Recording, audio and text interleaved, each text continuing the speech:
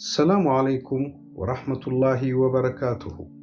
ዛሬም በአዲስ ታሪክ ተመልሰናል። የማይታየው ዓለም አስፈሪ ሚስጥር። ቻናሉን ሰብስክራይብ፣ ቪዲዮውን ላይክ እና ሼር በማድረግ እንጀምር። ዛሬ ለዘመናት የሰው ልጆችን ሲፈትንና ሲያታልል ወደ ኖረ ፈላስፎችና ምሁራን ሳይቀሩ ስለ ህልውናው ወደ ተጠራጠሩት ድንቅና ሚስጥራዊ ርዕስ እንገባለን። ከምንኖርበትና ከምናየው ዓለም ጎን ለጎን እኛን የሚያይ ድርጊታችንን የሚያውቅ ነገር ግን ለእኛ የማይታይ ሌላ ፍጡር እንዳለ አስበው ያውቃሉ? በዙሪያው ማንም ሰው በሌለበት ሰዓት ብቻውን ሆነው ሳለ አንድ አካል እየተከተሎት ወይም እየተመለከቶት እንደሆነ ተሰምቶት ያውቃል? እነዚህ ጅኒዎች ናቸው። ቁርአን በሱረቱ ረሕማን ላይ አላህ ሱብሓነሁ ወተዓላ ጂኒዎችን ከጭስ አልባ እሳት እንደፈጠራቸው በግልጽ ይናገራል። ይህ አፈ ታሪክ ሳይሆን የቁርአን እውነት ነው። ሙስሊም እንደመሆናችን መጠን ጂኒዎች መኖራቸውን ማመን የእምነታችን አካል ነው። ቁርአን ያረጋገጠው አስደንጋጭ እውነት ነው። ለምን አይታዩም? ይህ ምስጢራዊ መጋረጃ ለምን እንደተጋረደ አስበው ያውቃሉ? እስቲ አስቡት።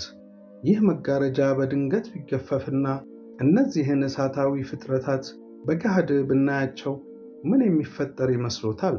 በየቤታችን በየመንገዱና በዕለት ተዕለት እንቅስቃሴያችን ውስጥ አስፈሪ ቅርጻቸውን ብንመለከት ኖሮ ሕይወት መቀጠል ትችል ነበር? በእርግጠኝነት ሰላም አይኖረንም ነበር። በፍርሃት ተውጠን ሰላታችንን እንኳን በአግባቡ መስገድ ባልቻልን ነበር። ግን አላህ ሱብሓነሁ ወተዓላ እነሱን ከኛ መጋረዱ ለኛ ያደረገው እዝነት ነው። ጅኖች ሁሉ በፍጥነት የሚንቀሳቀሱ ሲሆን የትኛውንም ርቀት በቅጽበት ማካለል ይችላሉ። ይህንንም ቁርአን በነቢዩ ሱለይማን ዓለይሂ ሰላም ታሪክ ውስጥ እንደገለጸው አንድ ጂኒ የንግሥት ሳባን ዙፋን አይኑ ተጨፍኖ እስኪከፈት ድረስ ባለው ቅጽበት ለማምጣት ቃል ገብቶ ነበር። ይህ የሚያሳየው ከሰው ልጆች አቅም በላይ የሆነ አስፈሪ ጉልበት እንዳላቸው ነው። በጣም የሚያስደነግጠው ነገር ደግሞ ቅርጻቸውን ቀያይረው ወደ ዓለማችን የመቀላቀል ችሎታቸው ነው። ማለትም ወደ ሰው ወይም ወደ እንስሳት፣ ለምሳሌ ወደ ውሻና ወደ እባብ አሊያም ወደ ሌላ እንስሳ ተቀይረው ሊመጡ ይችላሉ። ለዚህም ነው እስልምና ቤት ውስጥ እባብ ሲገኝ እርምጃ ከመውሰድ በፊት ማስጠንቀቂያ መስጠት የሚያዘው። ምናልባት ቅርጹን የቀየረ ጂኒ ሊሆን ስለሚችል ነው። ውድ የአርመን ኢስላሚክ ቲቪ ቤተሰቦች ታሪካችንን እዚህ ድረስ ከተከታተላችሁ ዝግጅታችንን እንደወደዳችሁት እርግጠኞች ነን። ከእናንተ የሚጠበቀው ቻናላችሁን የበለጠ እንዲያድግ አንድ ጊዜ ቻናሉን ሰብስክራይብ፣ ላይክ እና ኮሜንት ማድረግ ብቻ ነው። እናም ሰብስክራይብ እንድታደርጉ አስታውሰን ታሪካችንን እንቀጥል። አላህ ሱብሓነሁ ወተዓላ በሱረቱል አዕራፍ ላይ እንዲህ ይላል፣ እርሱ ሸይጣን እና ጎሳዎቹ እናንተ ከማታዩአቸው ስፍራ ያዩአችኋል። ይህ ማለት በማንኛውም ሰዓት ከማናውቀው አቅጣጫ እየተመለከቱን ይሆናል። ይህ መለኮታዊ ግርዶሽ ወይም መጋረጃ የተደረገው እኛን ከነዚህ አስፈሪ ፍጥረታት ቀጥተኛ ተጽዕኖና ፍርሃት ለመጠበቅ ሲባል ነው። አንድ አስደናቂ ታሪክ ቡኻሪ ላይ ሰፍሯል። አቡ ሁረይራ ረዲየላሁ ዐንሁ የረመዳን ዘካ እህል ሲጠብቁ አንድ ሌባ ይዛሉ።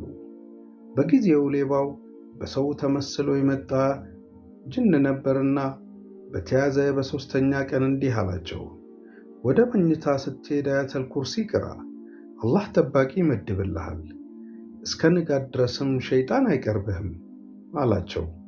አቡ ሁረይራ ይህንን ለነቢዩ ሰለላሁ ዐለይሂ ወሰለም ሲነግሯቸው ነቢዩም ሰለላሁ ዐለይሂ ወሰለም እሱ ውሸታም ቢሆንም እውነት ተናግሯል፣ ያ ያናገርከው ሸይጣን ነበር ብለው አረጋግጠውላቸዋል። መከላከያው ምንድን ነው? ይህ የማይታየው ዓለም እውነት ነው። ጂኒዎችም ልክ እንደ እኛ የማሰብና የመምረጥ ነፃነት አላቸው። ከነሱ መካከል አማኞችም ከሃዲዎችም አሉ። ከነሱ ተንኮልና ከሚያሳድሩት ፍርሃት ለመዳን ብቸኛው መንገድ ከአላህ ሱብሓነሁ ወተዓላ ጋር መጠጊያ መፈለግ ብቻ ነው። ነቢዩ ሰለላሁ ዐለይሂ ወሰለም ያስተማሩን አያተል ኩርሲን፣ ሱረቱል ፈለቅና ሱረቱን ናስን መቅራት ከነሱ ጥቃት ይጠብቀናል። እንዲሁም ሱረቱል በቀራ በሚቀራበት ቤት ውስጥ ሸይጣን እንደማይገባ ተረጋግጧል። አላህ ሱብሓነሁ ወተዓላ ጂኒዎችን ከኛ የጋረደው ለኛ ብሎ ከፍርሃትና ከጭንቀት ጠብቆ በሰላም እንድንኖር ነው። በታሪክ ውስጥ የሰው ልጆች ፀሐይን፣ ጨረቃን ወይም ወንዞችን ሲያመልኩ ኖረዋል። ጂኒዎች በሚያስደንቅ አቅማቸው የሚታዩ ቢሆን ኖሮ ሰዎች እንደ አምላክ አድርገው ሊያመልኳቸውና በሽርክ በአላህ ላይ ማጋራት ወንጀል ሊወድቁ ይችሉ ነበር። አላህ ሱብሓነሁ ወተዓላ እነሱን መደበቁ የሰው ልጆችን ከዚህ ፈተና ለመጠበቅና ትኩረታችንን አላህ ሱብሓነሁ ወተዓላን በመገዛት ላይ ብቻ እንድናደርግ ይረዳናል። ሰላሙ ዓለይኩም ወረሕመቱላሂ ወበረካቱሁ።